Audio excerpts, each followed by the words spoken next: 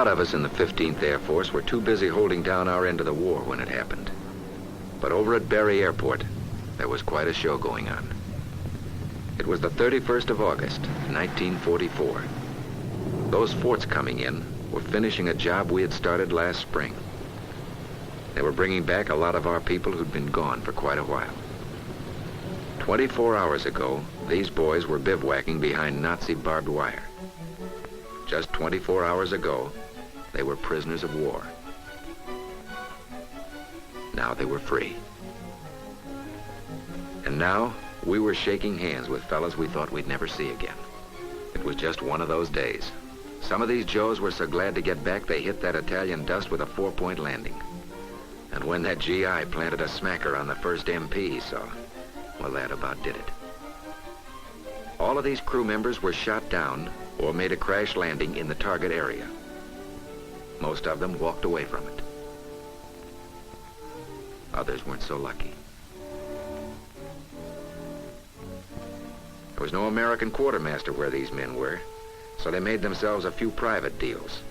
Raunchy Romanian Air Force caps, gypsy peasant hats, Heine helmets, even civvies. And like all good tourists, they had a handful of souvenirs. The Iron Cross was the most popular gadget. They even made room on their TO for a postmaster. Yes, that was a day for the records. It belongs in this family album of the 15th Air Force. That was the day General Twining took time out from the war. You could tell from the way he talked to these men how proud he was of the job they'd done, and how thankful he was to have them back again. For their return rang down the curtain on one of the roughest shows ever put on by the 15th. You won't have much trouble remembering it. Ploiesti. Ploiesti. The name still makes us nervous. That's the kind of a target it was. From our bases in southern Italy, across the Adriatic, over the Yugoslav mountains, to the valley of the Blue Danube, and high over the Romanian plain to Ploiesti. A target we came to know better than our own hometown. 600 miles one way, across hostile territory to Hitler's oil barrel, to Ploiesti. 18 square miles of oil refineries, tank farms, marshalling yards, boiler houses, pipelines, and cracking plants. Processing more than 700,000 tons of crude oil a month. 1/3 of all the oil feeding the Nazi war machine. And that meant lubricating oil, gun oil, gasoline, kerosene, diesel oil, paraffin, machine grease, aviation gasoline. The Nazis could make synthetic fuels, but lubricating oil has to come from natural petroleum. And one of the richest sources of natural petroleum was at Ploiesti. Obviously, the Hun was going to use everything he had in the book to defend these oil resources. You remember, one day General Spaatz and Eaker flew in for a little session with General Twining. We didn't know it then, but that was the beginning. Big business was underway. And then there was another day. Of course, we weren't in on it. But at headquarters, General Twining and his staff were in a pretty deep huddle. Gentlemen, we have just received a new directive establishing target priorities for the bomber offensive of the 15th Air Force. Destruction of the German Air Force will continue to be top priority. However, the High Command now feel that we have already established air superiority over the enemy that will permit us to initiate full-out efforts against other target systems. The decision has been announced. We will destroy oil refineries and synthetic oil plants. Now, Colonel Young, what does our intelligence show us in regard to these targets within our area? More than 50% of the refineries and synthetic plants producing gasoline for the Axis are within range of the 15th Air Force. Between 25 and 30% of the total Axis production of gasoline is represented by the 10 large refineries around Ploiesti. While these refineries were seriously damaged in the attack last August by the task force operating from Egypt, Recent photo reconnaissance reveals that, with one exception, all refineries are currently operating at full capacity. Gentlemen, you've heard the problem.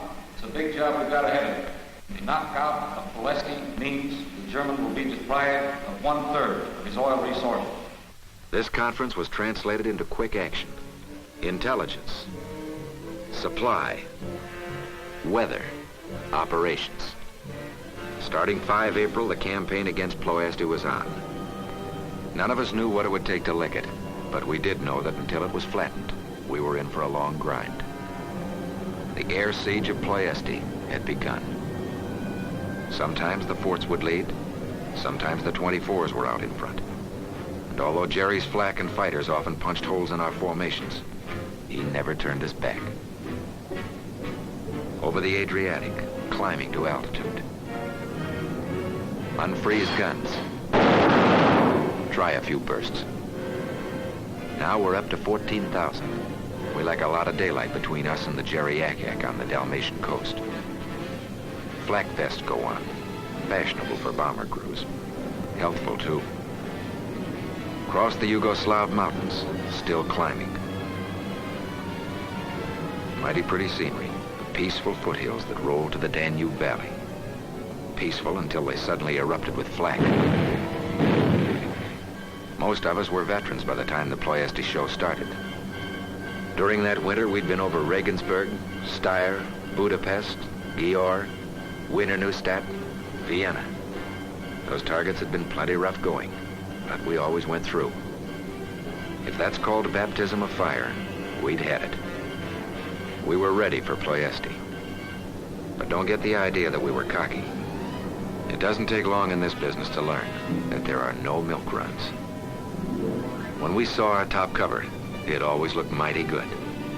And when our fighter escort came in sight, well, to us, that was life insurance. But one thing we knew, whenever our fighters join up, it's just a question of time before the Heinies get in the neighborhood. And brother, they did. They started coming in all around the clock.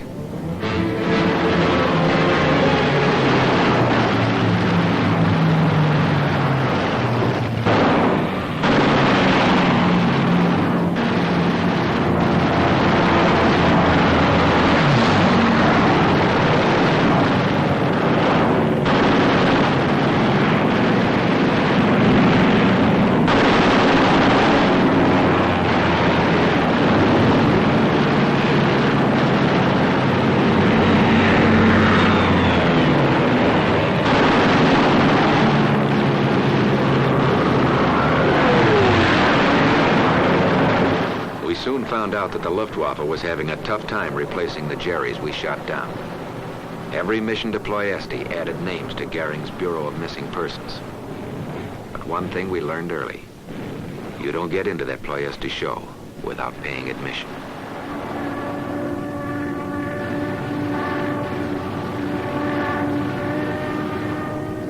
It's 30 below zero up here, but the Jerry has a way of warming things up. And the closer to target, the warmer it gets. Black mushrooms were growing thicker in Flak Alley on every trip. And more accurate, too. As if things weren't already tough enough for us, the Jerry gave us another headache. Smoke pots. And for the bombardier in the front office, that smoke screen was a little extra chore to sweat out, in addition to his other duties.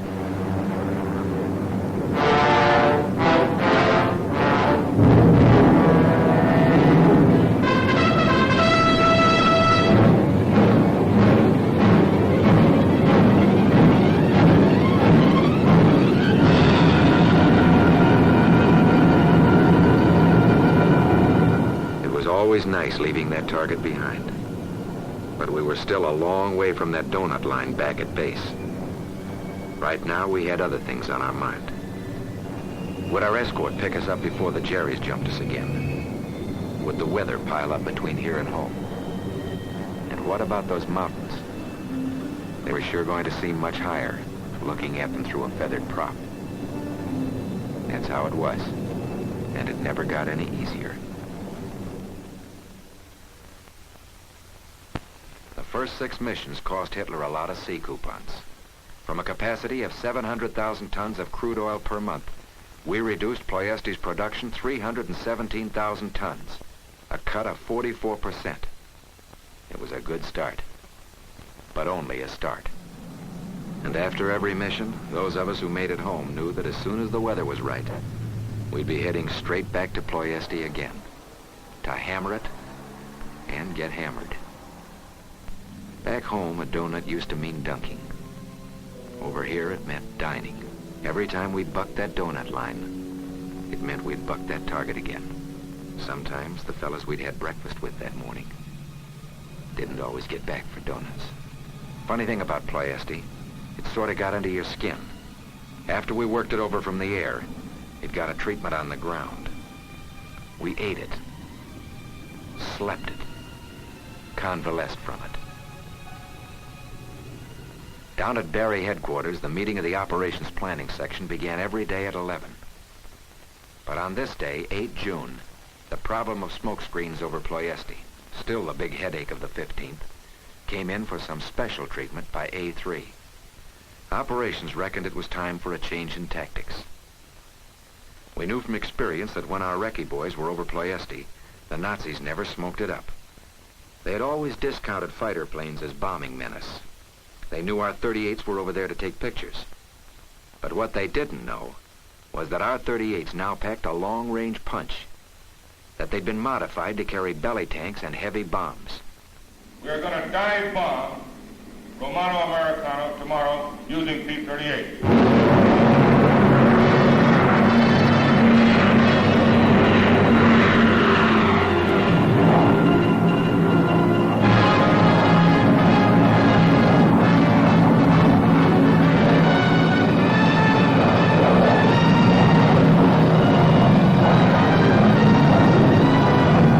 This was a pilot's dream. 600 miles of buzzing. And this was one time that nobody was going to be chewed out for it. Today, it was an order.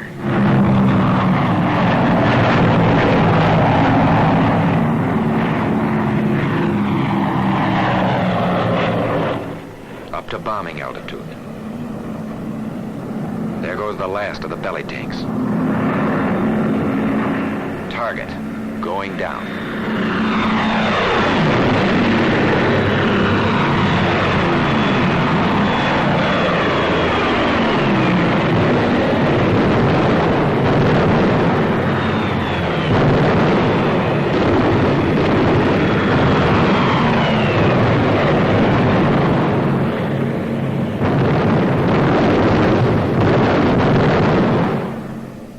For the following 2 weeks, bad weather forced us to raise the siege. During this time, the Hun at Ploiesti had been working fast. Intelligence told us how they were repairing damage, improving the smokescreen, increasing the ack-ack. But we were busy too. New techniques for blind bombing, offset and synchronous pathfinder were being perfected. That smokescreen had to be licked. Beginning 23 June and through 10 August, we slugged at Ploiesti for another 8 rounds. Now the bombers were getting a well-deserved break. Long-range fighter escort could run interference all the way to the target and back. It was during this period that the fighters took on the best of the Balkan-based Luftwaffe and cleaned them out of the skies.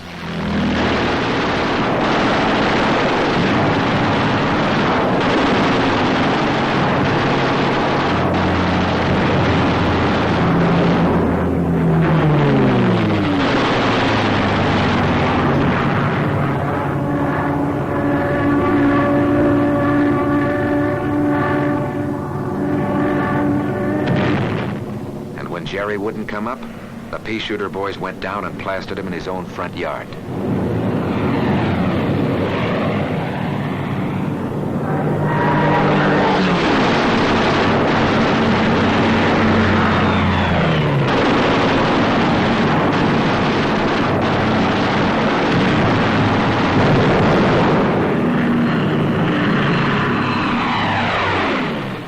Over the target, the bombers put the newly developed methods to work. For offset and synchronous pathfinder, all we needed were certain visible checkpoints to get a bead on our target.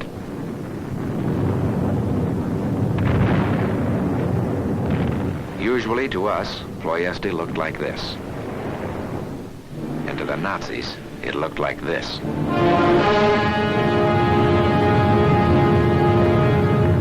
We didn't know until later from captured German films how hot we really made it for the Heine.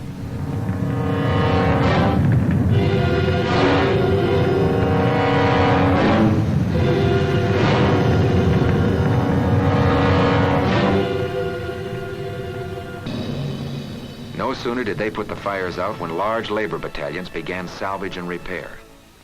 They never stopped trying to patch up that oil barrel. Of course, we had a little patching up to do ourselves. Our bombers had really had it. We never stopped wondering how 165 pounds of guts and skill could bring home 30 tons of beaten-up hardware.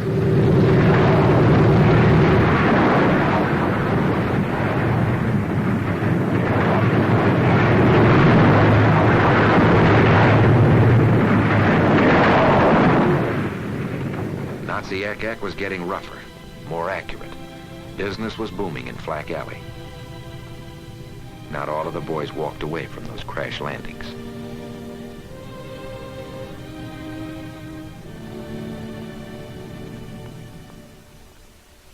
By the middle of August, the production from Hitler's oil barrel had been reduced to 144,000 tons per month. The knockout meant the roughest work was still ahead. Down at Air Force headquarters, the boss called a meeting of the wing commanders. We hoped this was the huddle that would close the deal on Ploiesti. I've called you in today to discuss future air operations against Ploiesti oil refinery. This strategical air force, during the next 3 days, will attack continuously, night and day, with maximum effort against all refineries in the area. 17 August. Now, with only a couple of the refineries left to polish off, Jerry knew just where we were going to strike. He pulled in his guns from the knocked-out areas, concentrated them around the remaining targets, and laid it on the skyline for us. And even when we were chopping the unseen heart out of him, he wasn't doing us any good.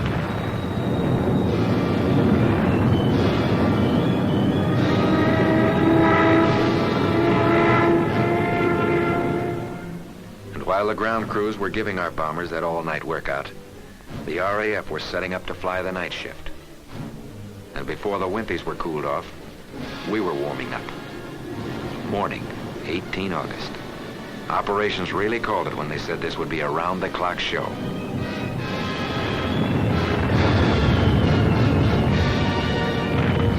If the fires we started that day kept burning, the RAF boys wouldn't have much trouble finding their target that night. They didn't. The RAF weren't the only ones on the night shift. Back at our fields, the ground crews were also on a mission. Not the kind the folks back home read about, but one that counts mighty big in this game. It was the way the ground crews hit the ball that kept us in business. Morning again, 19 August. Not that the flak would have been any less, or the mission easier, but it would have given us quite a thrill that day. If only we'd known this was the last time we ever had to bomb Ploiesti.